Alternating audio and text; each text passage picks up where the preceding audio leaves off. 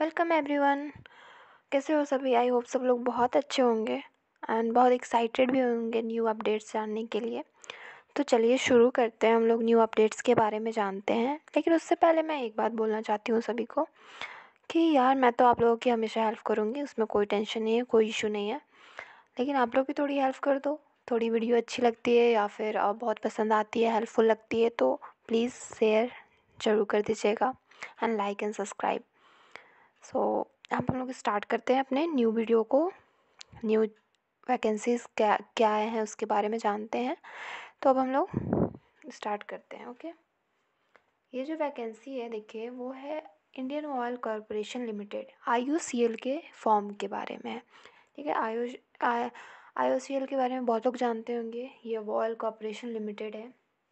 ठीक है, तो इसकी फॉर्म आई है तो उसके बारे में हम लोग डिटेल्स देखेंगे एक एक करके, पूरी डिटेल्स। ठीक है, तो अब हम लोग ये जो देखते हैं, स्टार्ट करते हैं। वैकेंसी जो है ये तो IOCL जो है वो, पहली बात तो ये महारत्न कंपनी, मतलब जो भी ये कंपनी होती है उस इसे महारत्न में के अंडर में रखा जाता है। जैसे एक होता है नवरत्न, एक होता है महारत्न, तो ये होता है महारत्न। ठीक है, तो ये है। और इसके बारे में देखते हैं हम लोग एक एक करके। इसमें है एक जो है, देखिए इसमें क्या होना है ना, IOCL को और ग्रोथ करने के लिए और बढ़ाने के लिए वो एक एप्लीकेशन फॉर्म निकाला है, ताकि वो ज़्यादा वैसे स्टूडेंट या फिर वैसे कैंडिडेट्स को ले वो जो कि बहुत एक्सपीरियंस्ड हों, बहुत डेडिकेटेड हों और ये IOCL ग्रुप को और बढ़ाएं। ठीक है, तो वैसे एक्सपीरियंस्ड लोग को ये ढूंढ रहा है, तो उसके लिए ये फॉर्म है। ठीक है, इसमें एग्जीक्यूटिव लेवल 1 है एक, और एक है executive level 2 for project related jobs. देखिए executive level 1 on fix term engagement basis at annual consolidated amount of ₹12 lakh. ये देखिए एग्जीक्यूटिव लेवल 1 का कितना है, अमाउंट जो है वो है 12 lakhs। एंड एग्जीक्यूटिव लेवल 2 का देखें, fix term engagement basis at annual consolidated amount of 16 lakh. ठीक है, तो ये जो है एनुअल कितने हैं, एक के हैं 12 lakhs, एक है 16 lakhs।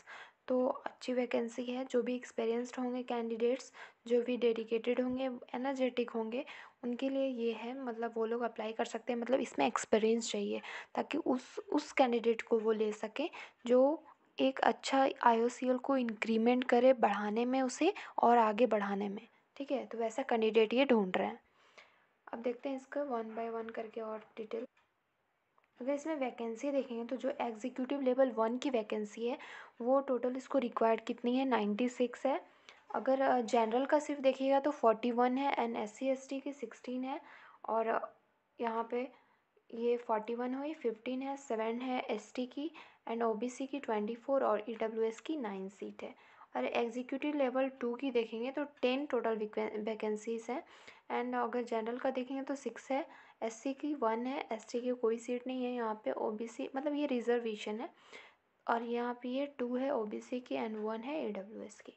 तो ये है आप लोग की टोटल जो reservation, total number of FTE required including reservation, मतलब कितनी वैकेंसी के लिए आई है ये फॉर्म, उसके लिए है। ठीक है, हम लोग नेक्स्ट देखते हैं। यहाँ पे देखिए जो भी लेवल, जैसे 4 एग्जीक्यूटिव लेवल 1 का देखेंगे तो उसकी लोकेशन क्या है, कहाँ कहाँ है ये फॉर्म, मतलब ये कहाँ कहाँ ये जगह है जिसके लिए आप लोग अप्लाई कर सकते हैं, किस जगह के लिए, कहाँ पे आपको मतलब कितनी वैकेंसीज़ है, वो सब बता दे रहा है डिटेल। तो जो फर्स्ट है लोकेशन वो है बरौनी रिफाइनरी, जो कि बिहार में है। मैकेनिकल 6 है, इलेक्ट्रिकल 5 है, सिविल 5 है, इंस्ट्रूमेंटेशन 3 है। टोटल 19 वैकेंसी है यहाँ पे। तो यहाँ पे जो गुजरात रिफाइनरी वडोदरा गुजरात का देखिएगा तो 2 मैकेनिकल है, 2 इलेक्ट्रिकल है, 7 सिविल है, 3 इंस्ट्रूमेंटेशन है। टोटल 14 है इसमें वैकेंसी गुजरात वाला। हल्दिया रिफाइनरी का देखिएगा तो यहाँ पे कितनी है, हल्दिया की है, हल्दिया की टोटल वैकेंसी 6 है। पानीपत रिफाइनरी की कितनी है, टोटल 37 वैकेंसी है। डिगबोई रिफाइनरी आसाम में है जो, वो है यहाँ पे 5 है। और फिर आगे देख लेते हैं, यहाँ पे पारादीप रिफाइनरी जो कि उड़ीसा में है, वहाँ पे 15 वैकेंसी है। तो टोटल हो गया मेरा 96 वैकेंसीज हो गए। ठीक है, जो टोटल 96 वैकेंसीज हो गए, तो इसके लिए एग्जीक्यूटिव लेवल 1 के लिए है ये। अब एग्जीक्यूटिव लेवल 2 के लिए देख लीजिए। लेवल 2 के लिए देखें तो पहला तो वही बरौनी रिफाइनरी में है बिहार में, जहाँ पे एक है मैकेनिकल के लिए। पानीपत रिफाइनरी जो कि हरियाणा में है, वो है 8 है वहाँ पे। डिगबोई रिफाइनरी आसाम में है जो कि 1 है। तो टोटल 10 वैकेंसीज है यहाँ पे, ये एग्जीक्यूटिव लेवल 2 के लिए। अगर इसकी एजुकेशनल क्वालिफ़िकेशन देखिएगा, तो अगर एग्जीक्यूटिव लेवल 1 की क्वालिफ़िकेशन देखते हैं तो इसमें ग्रेजुएट चाहिए, ग्रेजुएट इन बी या बीटेक, जो भी रिलेवेंट डिसिप्लिन होना चाहिए, बी किए हों या फिर बीटेक किए हुए हैं। ठीक है, और इसमें जो क्वालिफ़िकेशन रिक्वायर्ड है वो है, देखिए, मैकेनिकल इंजीनियरिंग में excluding automation, automobile, prescribed qualification. तो इसमें क्या है, जो मैकेनिकल इंजीनियर में ये सब एक्सक्लूडेड हैं, जैसे automation, automobile, industrial, manufacturing, power production, engineering, mining engineering, technical mining, machinery, marine engineering, robotic, weldings, ये सब क्या है, एक्सक्लूडिंग है। ठीक है, और जो इलेक्ट्रिकल इंजीनियरिंग में है, इसमें इंक्लूडिंग क्या है, electrical and electronics engineering, but excluding क्या, electrical and communication, electronics and communication, power engineering, telecommunication engineering. ठीक है, तो ये सब एक्सक्लूडेड है और वो कुछ इंक्लूडेड है, ये इंक्लूडेड है एंड ये एक्सक्लूडेड है। ठीक है, तो ये सब आप लोग ध्यान से अपना अप्लाई कीजिएगा। फिर आगे हम लोग देखते हैं जो मेरा एफ पोजीशन एग्जीक्यूटिव लेवल 2 के लिए। पहले लेवल 1 के लिए यहाँ पे जैसे कि ग्रेजुएट और जो डिप्लोमा में है उसको भी डिवाइड कर चुका है कि कैसे कैसे करना है। ठीक है, तो यहाँ पे देखिए graduate B BTech in relevant discipline. तो इसमें देखिए जो सिविल इंजीनियरिंग होंगे तो इसमें क्या को एक्सक्लूड किया जाएगा। एक्सक्लूड मतलब वो वहाँ पे इन्वॉल्व नहीं होगा, मतलब वो उसमें नहीं होगा, वो लोग नहीं भर सकते हैं। एक्सक्लूड किया मतलब निकाल देना, उस चीज़ को निकाल कर बाकी और में ले सकता है। ठीक है, तो civil engineering excluding construction, environmental, transportation engineering. ठीक है, तो एक्सक्लूडेड क्या है, कंस्ट्रक्शन, इन्वामेंटल, ट्रांसपोर्टेशन इंजीनियरिंग। ठीक है, और जो इंस्ट्रूमेंटेशन इंजीनियरिंग है उसमें इंक्लूडेड क्या है, electronic instrumentation engineering, instrumentation and control engineering, लेकिन एक्सक्लूडिंग क्या है, इलेक्ट्रॉनिक्स एंड कम्युनिकेशन। तो ये सब कुछ एक्सक्लूडेड है, कुछ इंक्लूडेड है, देखिए यहाँ पे। ठीक है, अगर डिप्लोमा में देखिएगा रिलेवेंट, तो मैकेनिकल क्या होना चाहिए, 3 ईयर का डिप्लोमा इन मैकेनिकल इंजीनियरिंग होना चाहिए। इलेक्ट्रिकल में क्या होना चाहिए, 3 year diploma in electrical engineering या diploma in electrical and electronic engineering होना चाहिए। सिविल में क्या होना चाहिए, 3 year diploma in civil engineering होना चाहिए। इंस्ट्रूमेंटेशन में देखिएगा, तो यहाँ पे इंस्ट्रूमेंटेशन में 3 year diploma in instrumentation engineering, instrumentation and electronic, instrumentation and control engineering, applied electronic and instrumentation engineering. तो ये है कुछ इंस्ट्रक्शन जो कि कौन लोग अप्लाई कर सकते हैं, कौन लोग नहीं कर सकते हैं, ये पूरा डिटेल्स दिया हुआ है। ठीक है, अगर एग्जीक्यूटिव लेवल 2 का बात कीजिएगा तो यहाँ पे भी ग्रेजुएट चाहिए बीटेक या बीई में इन मैकेनिकल इंजीनियरिंग में।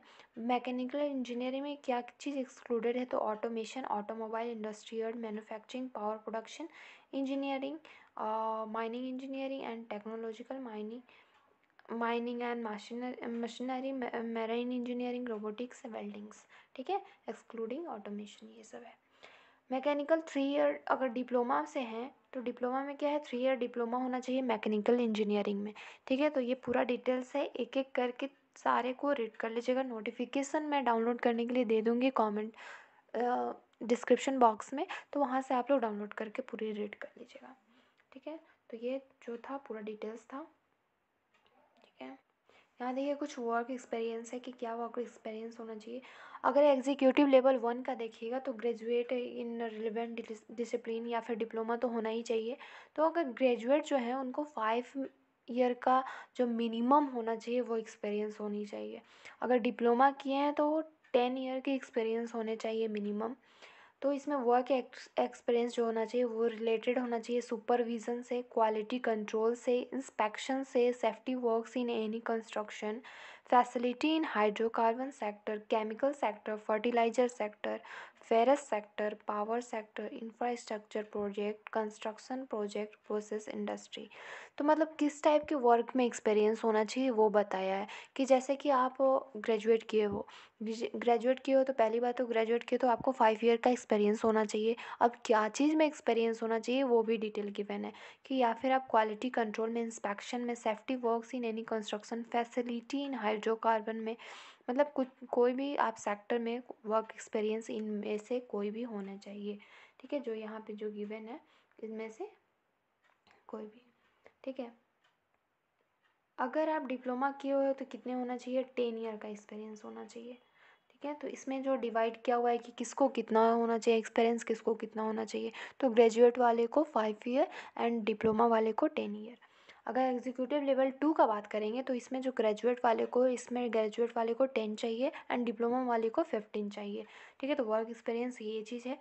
एंड इसमें भी जो सेम कंडीशन है कि आपके जो पोस्ट क्वालिफिकेशन होगी उसमें क्या मतलब एक्सपीरियंस कैसी टाइप की होगी, किस टाइप की एक्सपीरियंस होनी चाहिए, तो ये है। ठीक है, ये पूरी डिटेल आई थिंक सबको समझ में आ गया होगा। वैसे मैं दे दूँगी नोटिफिकेशन डाउनलोड करके, आप लोग अच्छे से पढ़ लीजिएगा।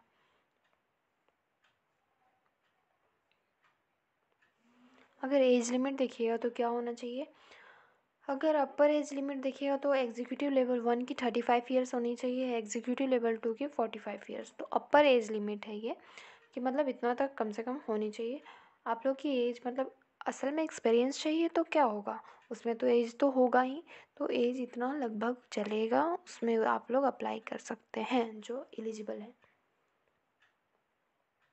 फिर यहाँ पे कुछ एज रिलैक्सेशन भी मिलता है, जैसे ओबीसी का देखिए तो 3 ईयर्स का, एससी एसटी का देखिए तो 5 ईयर्स का। ठीक है, तो इसकी सिलेक्शन प्रोसेस देख लीजिए। सिलेक्शन प्रोसेस क्या है, जो पर्सनल इंटरव्यू होगी उसके बेसिस पे ही सिलेक्शन होगी। ठीक है, पहले क्या होगा कि candidates will have the option to speak in either English और हिंदी लैंग्वेज ड्यूरिंग देयर उन लोगों की पर्सनल इंटरव्यू होगी, जिसमें जो कैंडिडेट्स होंगे उनको दोनों अलाउ होगा, या तो आप इंग्लिश चूज़ कर सकते हो या फिर हिंदी चूज़ कर सकते हो बोलने के लिए, इंटरव्यू को स्टार्ट करने के लिए। ठीक है, आपके ऊपर डिपेंड करता है। सेकेंड होता है जो कैंडिडेट्स होना चाहिए वो 50% क्वालिफाइंग मार्क्स है उनकी, एंड जो 40% है एस सी एस टी की है। ठीक है, पर्सनल इंटरव्यू में मतलब उन लोग की सिलेक्शन की प्रोसेस में सेकंड स्टेप क्या हो गई, जो उन लोगों को मिनिमम होना चाहिए 50% उन लोग को लाना चाहिए उस इंटरव्यू में, और जो एस सी एस टी के लिए कंडीशन है वो है 40%। फिर थर्ड क्या है, जो मिनिमम क्वालिफाइंग मार्क्स होगी पर्सनल इंटरव्यू की, वो कंफर्म नहीं करेगी कोई भी राइट या फिर claim by the candidates for consideration for final selection. ये जो है कोई भी, जैसे कि, लेकिन ये ऐसा नहीं है कि जैसे कि आप लोग की जो मिनिमम क्वालिफाइंग मार्क्स आ गई तो ये आपकी सिलेक्शन प्रोसेस पर डिपेंड करती है, नहीं। आप इस पे मतलब क्लेम कर सकते हो कि ये तो अच्छी हुई, मेरी राइट है, मेरी सही है, तो ऐसा कुछ नहीं है। ठीक है, आपके बस वो एक मतलब मिनिमम क्वालिफिकेशन बताया है कि इतना होना चाहिए। ठीक है, फिर आपको जो नेक्स्ट है, in case more than one candidate secures the same mark, candidates older in age by date of birth shall be considered for deciding place in the merit list। हाँ, जैसे कि बाय द वे कोई दो student की same marks आ गई तो उसमें क्या होंगे, जो जिनकी एज ज़्यादा होगी उन्हें ये मिलेगा डिसाइड करने के लिए कि आप मेरिट लिस्ट में कौन सा मतलब प्लेस चूज़ करना चाहते हो, वो चूज़ कर सकते हो आप।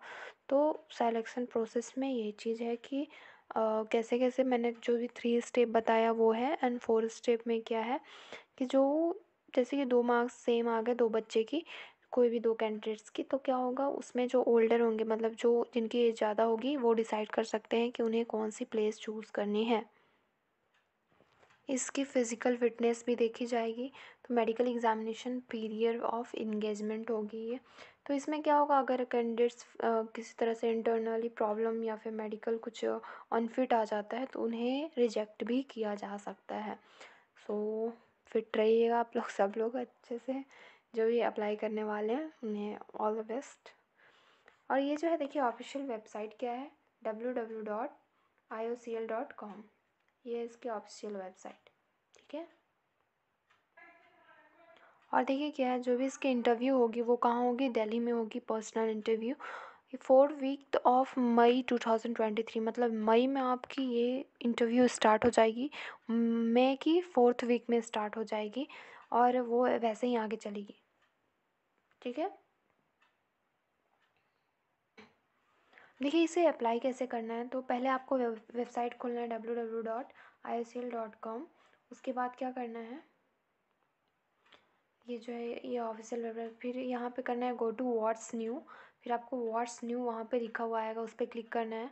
और फिर requirement for experience personal on fix term contract basis for engagement of FTE और in refinery division to get the detail advertisement. ठीक है, तो इस टाइप का पेज खुलेगा, ये सब लिखा होगा, उस पर क्लिक करना है। Online application forms are separated for the FTA position of executive level, मतलब जो ऑनलाइन फॉर्म आएगी वो सेपरेट हो जाएगी। जो एग्जीक्यूटिव लेवल 1 की है वो अलग होगी एंड FTA पोजीशन लेवल 2 की होगी वो अलग होगी।